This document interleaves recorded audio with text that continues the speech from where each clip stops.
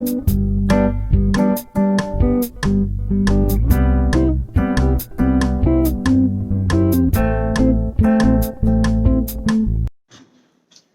Everyone, नमस्कार। I am CS Ramesh Rajput.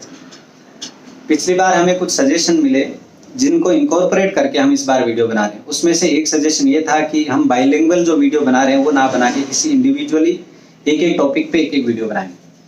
दूसरा ये था कि प्रीफरेबली हमें हिंदी में रखें, और हम खुद भी इसमें ऐसा कर रहे हैं कि जो टॉपिक ऐसा हो जो ज़्यादा लोगों को टारगेट करता हो या हर किसी के काम का हो, उसको हम हिंदी में रख रहे हैं। और जो topic corporate lawyers, corporate consultants, company secretaries, chartered accountants, इन सब के काम का हो ऐसा, या कॉर्पोरेट्स के लिए, उनको हम इंग्लिश में रखेंगे ताकि उन लोगों को समझने में आसानी रहे।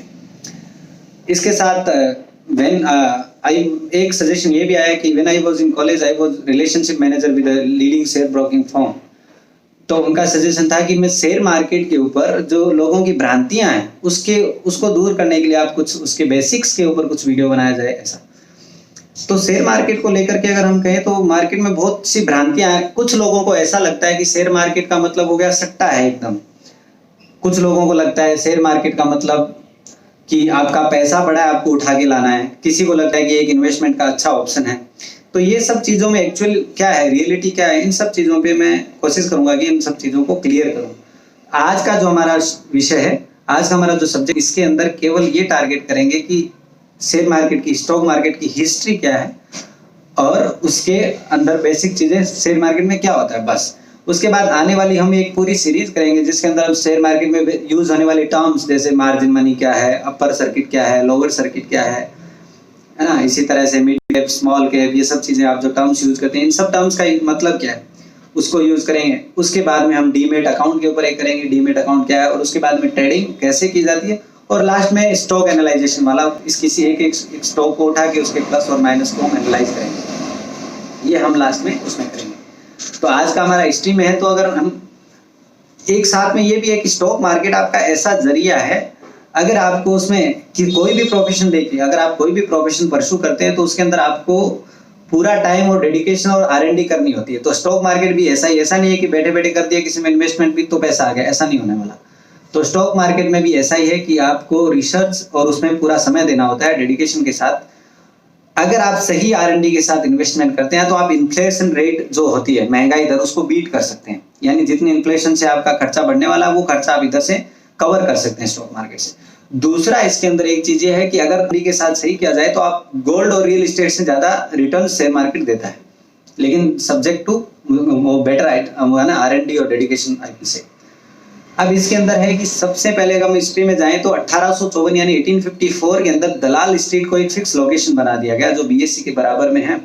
अभी जो बगल की गली जहाँ पे सबसे ज्यादा फाइनेंशियल इंस्टीट्यूशन, जो फाइनेंशियल इन्वेस्टर्स, वो सब लोग जो बैठते हैं उसको। पहले क्या होता था, पहले तो मार्केट में फिजिकल ट्रेडिंग होती थी, जो यानी फिजिकल शेयर, जैसे ये शेयर सर्टिफिकेट है किसी कंपनी का, ये शेयर सर्टिफिकेट है। तो ऐसा कोई शेयर सर्टिफिकेट हुआ, इसका फिजिकल लेन देन होता था, वहीं ट्रांसफर डीड साइन होना, वहीं एक्सचेंज करना या बैंक में जाकर के एक्सचेंज करना, ये शेयर सर्टिफिकेट। अभी तो ये ऐसा है नहीं। तो अभी वहां पे ट्रेडिंग वाले सबसे ज्यादा बैठते, वो दलाल स्ट्रीट 1854 में उसको फिक्स किया गया। फिर एशिया का सबसे पहला स्टॉक एक्सचेंज हमारे भारत में, वो हमारे भारत का हम कह सकते हैं, तो बॉम्बे स्टॉक एक्सचेंज 1875 में BSC बना, जिसको हम BSC बोलते हैं। तो जो सबसे बड़े दो स्टॉक एक्सचेंज है BSC और NSE, तो 1875 में BSC बना और NSE जो बना 1993 में बना। फिर एक एक्ट है सिक्योरिटीज कॉन्ट्रैक्ट रेगुलेशन एक्ट, तो जो SCRA उसको बोलते हैं, SCRA, उसके अंदर पहला रजिस्टर होने वाला स्टॉक एक्सचेंज भी BSC है, जिसको 1956 में जिसका रजिस्ट्रेशन हुआ। NSE 1993 में बना। सन 2000 के अंदर यानी 2000 के अंदर पहली बार इंटरनेट ट्रेडिंग स्टार्ट हुई। उसके बाद 2001 के अंदर NSE ने, नेशनल स्टॉक एक्सचेंज ने, डेरिवेटिव्स की ट्रेडिंग स्टार्ट करवाई। डेरिवेटिव्स में सबसे पहले ट्रेडिंग स्टार्ट हुई 2001 में, जो NSE ने शुरू करवाई। 2000 में NSE ने शुरू करवाई थी सबसे पहले, और 2001 में BSC ने शुरू करवाई थी। तो सबसे पुराना अगर हम फाइनेंशियल प्लानिंग वाली बात करें तो वो BSC है हमारा, एशिया का, पूरे एशिया का। अभी हमारा जो मेन है कि स्टॉक मार्केट और शेयर मार्केट, ये दोनों टर्म हम सब लोग सुनते हैं कि स्टॉक मार्केट क्या और शेयर मार्केट क्या है। तो स्टॉक मार्केट एक वाइडर कंसेप्ट है और शेयर मार्केट उसके अंदर का एक घेरा। शेयर मार्केट जैसा नाम से पता चलता है कि शेयर का मतलब केवल शेयर्स में जहां ट्रेडिंग हो रही है, केवल शेयर से रिलेटेड जो चीज है वो शेयर मार्केट हो गया। लेकिन स्टॉक मार्केट में ऐसा नहीं है। स्टॉक मार्केट में शेयर्स के अलावा फाइनेंशियल इंस्ट्रूमेंट्स जो है वो भी उसके पार्ट्स हैं। कौन कौन से? जैसे बॉन्ड्स हैं, म्यूचुअल फंड है, डेरिवेटिव्स है और शेयर्स हैं। अब बॉन्ड्स का मतलब हो गया, आप ये समझ लीजिए कि इंटरेस्ट आपका लोन विद इंटरेस्ट हो गया, फिक्स इंटरेस्ट 5%, ये वाले बॉन्ड परचेज कर लिए, इतना इंटरेस्ट आपको मिलता रहेगा, वो बॉन्ड हो गए। म्यूचुअल फंड में यूनिट्स होती है। म्यूचुअल फंड में क्या होता है? पूल ऑफ इन्वेस्टर्स होता है, जिसमें उनका एक फंड मैनेजर होगा जो कहीं ना कहीं इन्वेस्ट करेगा मार्केट के हिसाब से, फिर उसकी रिटर्न वो यूनिट होल्डर्स, जो म्यूचुअल फंड में जो यूनिट्स परचेज करते हैं उनको यूनिट होल्डर्स बोलते हैं, तो यूनिट होल्डर्स में डिस्ट्रीब्यूट किया जाता है, वो म्यूचुअल फंड हो गया। डेरिवेटिव्स, ये टर्म्स हम आगे भी समझेंगे, लेकिन यहाँ बेसिक केवल इतना सा है। डेरिवेटिव्स का मतलब हो गया कल की रेट आज फिक्स कर देना। बस शॉर्ट में अगर हम समझे, डेरिवेटिव्स का मतलब जो कल की रेट आज फिक्स कर देना डेरिवेटिव्स है। इसके अंदर फिर बहुत सारे ऑप्शंस है, वो सब है आने वाली जो टर्म्स वाली हम सीरीज लाएंगे उसमें करेंगे। और एक हो गया शेयर्स, जो शेयर्स का हो गया किसी भी कंपनी का ओनरशिप हो सकता है या प्रेफरेंस है, जो शेयर्स है वो शेयर्स वाला पार्ट हो गया शेयर्स, ये हो गया। अब इसमें ये आता है कि इन सबको कंट्रोल कौन करता है?